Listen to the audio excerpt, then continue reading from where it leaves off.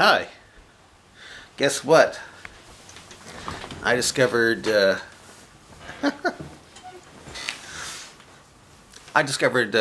YouTube shadow banning me, and I thought I would point it out.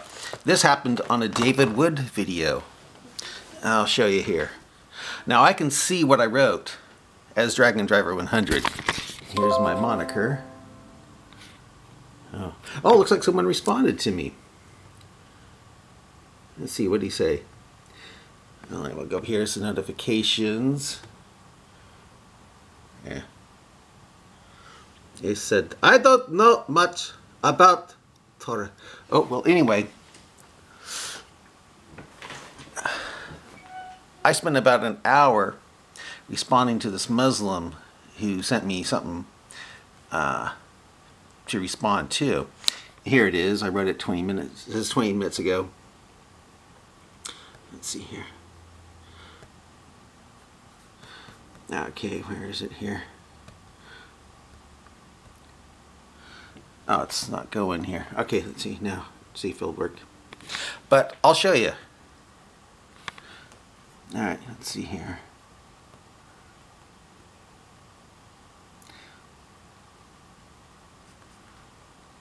Is it there? Oh, you know something? I'm wondering. Oh, here it. Yeah, here it is. This is it.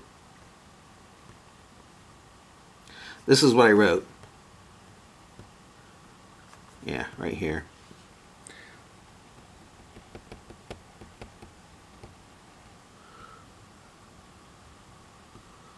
Okay, that's what I wrote. But if I go to like, I'll go to my Ramsey account here.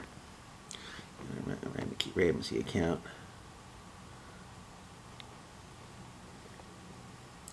I'll switch it to. Yeah, I'll switch it to my Ramsey account here.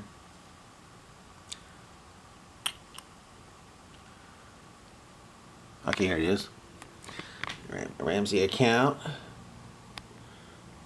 There's David Wood. There's Sam Shamoon. Two of my favorite. Well, next to Christian Prince, these are like two of my favorite cyber crusaders. And give them confidence to fight the opposing forces by deceiving them into thinking they were fewer numbers, so that they have the courage. My computer's kind of slow. I have to kind of wait for things to come up here. Okay, here. And Judges chapter 7, which was something also I mentioned. Yahweh. Who is the true deceiver? Sam Shamoon, David Wood here. Okay. Here's my. That's my Ramsey account. But look here. Remember what I showed you as Dragon Driver 100? What I wrote? This is proof that they're shadow banning me. They're shadow banning me to protect Islam. Because what I wrote was fantastic. But guess what? When you try to look at it, try to find it. Try to find it.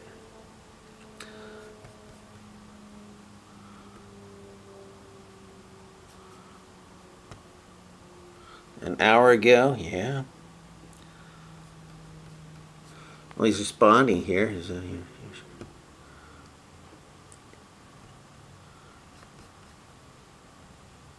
Okay, you can see me responding as Ramsey here. I said, your wonderful words, talking to myself, have been deleted. Luckily, I recorded them into my computer. And here they are.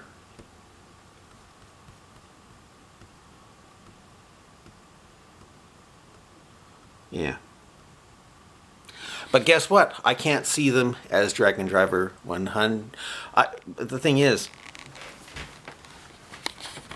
I can only see my words when I'm myself. If I try to go in as somebody else, I can't see them.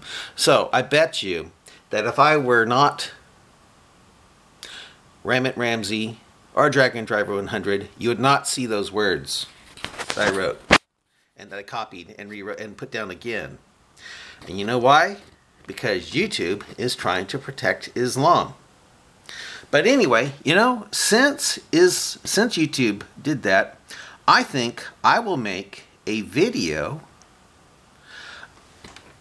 of what YouTube deleted. I'll have the Muslims view on this side, the other side of me, and this view of me when I'm doing my words. So I'm going to do that right now. I'm going to start that right now here. Okay. I'll do the Muslim side here. Okay. Muslim says, what I sent you, quote, the meaning of the hadith which says that the sins of the Muslims will be placed on the cover of the people of the book. 9488. With that I say, it's actually Sahih, sound Muslim, 6665, 6666, and 6668 that has the sins of really evil Muslims placed on Jews and Christians, not, quote, kafar of the people of the book. In other words, unbelievers of the people of the book. Publication 23/12/2000 views. Who cares? Question. We would like you to please explain for us the Hadith Qudsi that follows. Quote, some say that how can this be since there is injustice involved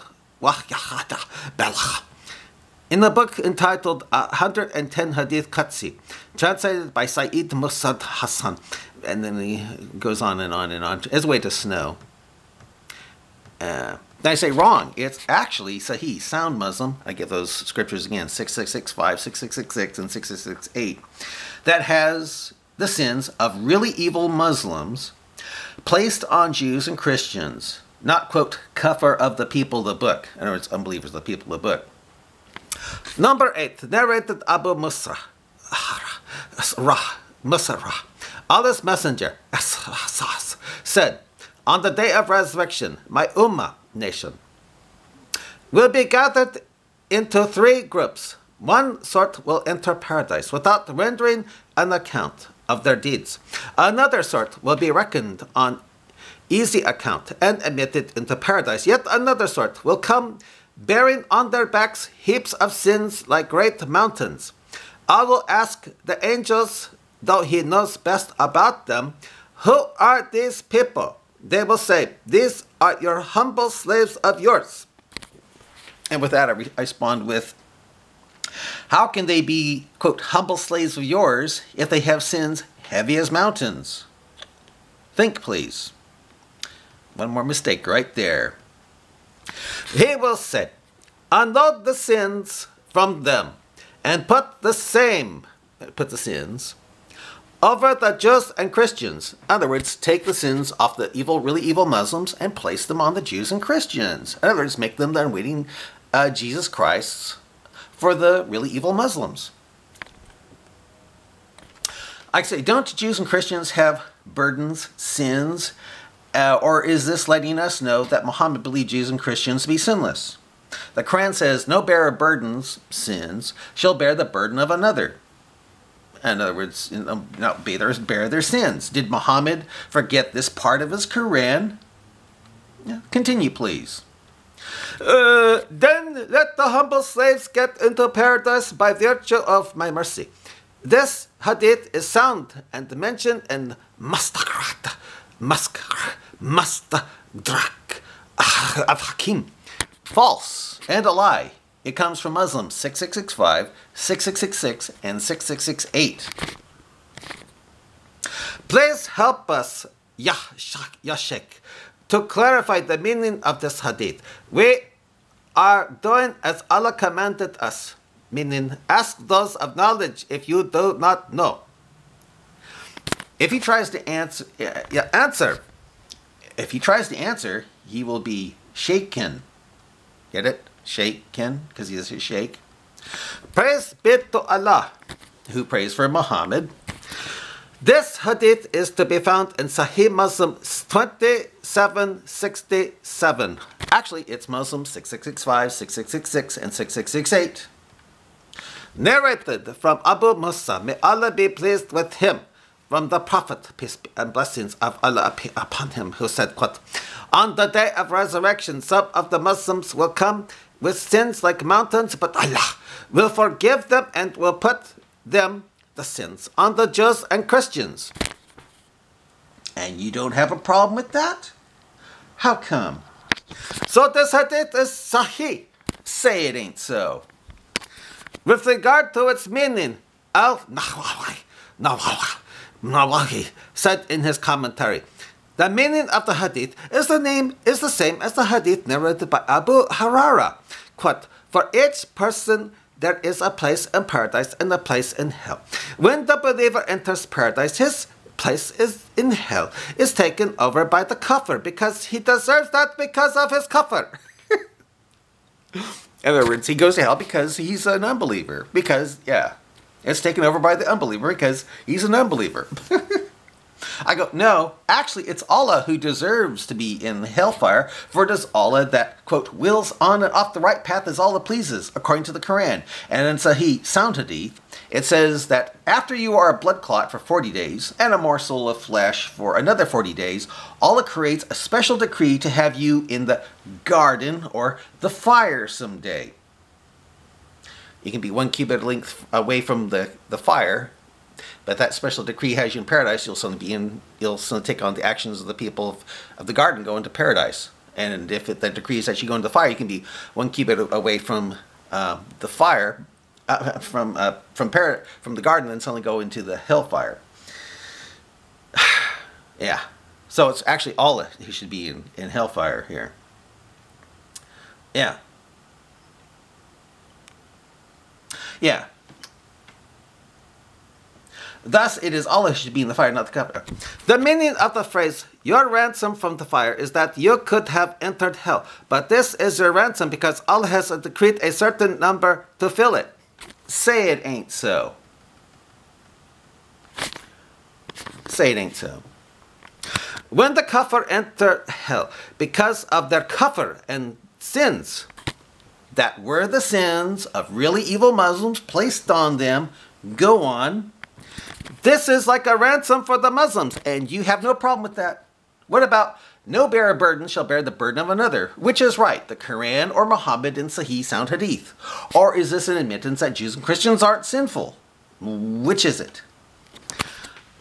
With regard to the report, on the day of resurrection, some of the Muslims will come with sins, right? Allah will forgive the Muslims their sins and will absolve them of them by placing them on the Jews and Christians. And you have no problem with that because... And he will put the like of those sins onto the Jews and Christians because of their kufr and sins. If so, what happened to the Quran? What happened to the Quran, you know? I thought Muslims told me it was horrible to put one's sins on others as a way to, attack Christianity. You know?